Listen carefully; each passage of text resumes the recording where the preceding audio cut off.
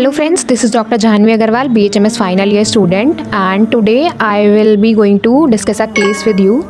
तो ये OPD का ही केस है और मेरे पास ये पेशेंट करीब 1 साल से आ रही है। सबसे पहले जब वो आई थी तो उसकी कंप्लेंट थी हेडेक और हेयर फॉल बहुत ज़्यादा हो रहा था उसे। जब उसकी पूरी केस टेकिंग ली तो मुझे कुछ की पॉइंट्स मिले जो मैं आपके साथ शेयर।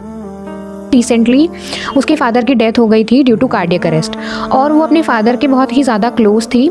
जो भी उसे बात शेयर करनी होती थी वो अपने फादर से ही करती थी। फिजिकल जर्नल्स में भी मुझे कुछ की पॉइंट्स मिले, जैसे कि फिर सन से एग्रीवेशन था, उसको इरिटेशन होती थी धूप में कहीं आने जाने से, प्लस उसका हेडेक जो था वो सन से एग्रीवेट होता था और उसको अकेले रहना ज़्यादा पसंद था। वो सबके सामने नहीं रोती थी, कितना भी अगर उसे अंदर से हैवी फील हो रहा है उसको ये था कि मैं अकेले जाकर रो सकती हूँ, लेकिन सबके सामने उसे वीक नहीं दिखाना। ये सारी जो की पॉइंट्स हैं ये नैट्रम्यूर को इंडिकेट कर रहे थे, but I was not pretty sure about it. तो मैंने सोचा कि इस केस को रिपोर्टराइज कर लेते हैं। रिपोर्टराइजेशन के बाद जब नैट्रम्यूर मेडिसिन आई इन दी टॉप 3 तो मैं श्योर हो गई थी और मैंने उसे नैट्रम्यूर 1 ml में 3 डोज दी थी। 15 डेज जब वो नेक्स्ट सिटिंग में आई तो उसका ये कहना था कि हेडेक तो काफ़ी रिड्यूस हो गया है, लेकिन उसे हेयर फॉल में आराम नहीं मिला था। तो क्योंकि मैं क्लिनिकल पोस्टिंग्स अटेंड करती हूँ और मैंने क्लिनिकली काफ़ी ज़्यादा फ़ायदा देखा है वेस्बेडेन 30 CH का इन हेयर फॉल, तो मैंने उसे वही प्रिस्क्राइब किया और उसके बाद उससे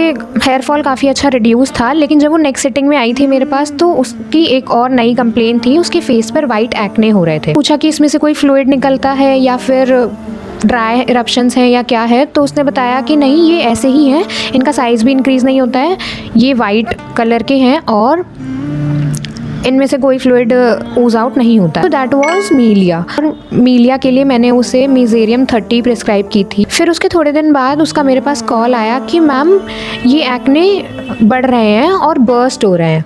तो मैंने बोला कि आप टेंशन मत लो और आप इनको अच्छे से ऑब्जर्व करो।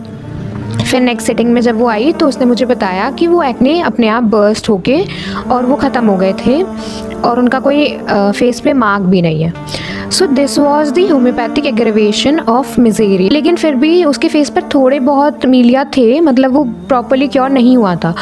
तो मैंने फिर रिपीट की मेडिसिन 30 में, बट कोई रिजल्ट नहीं था। फिर मुझे लगा कि I think I should change the potency. तो फिर मैंने अभी उसे मिजेरियम 200 में 3 डोज दी है और देखते हैं क्या रिज़ल्ट आता है।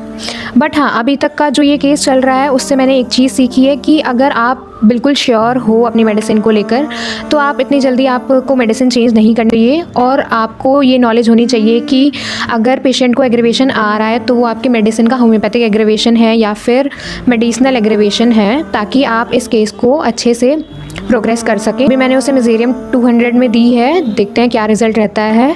So this was all about the case. Take care, bye bye.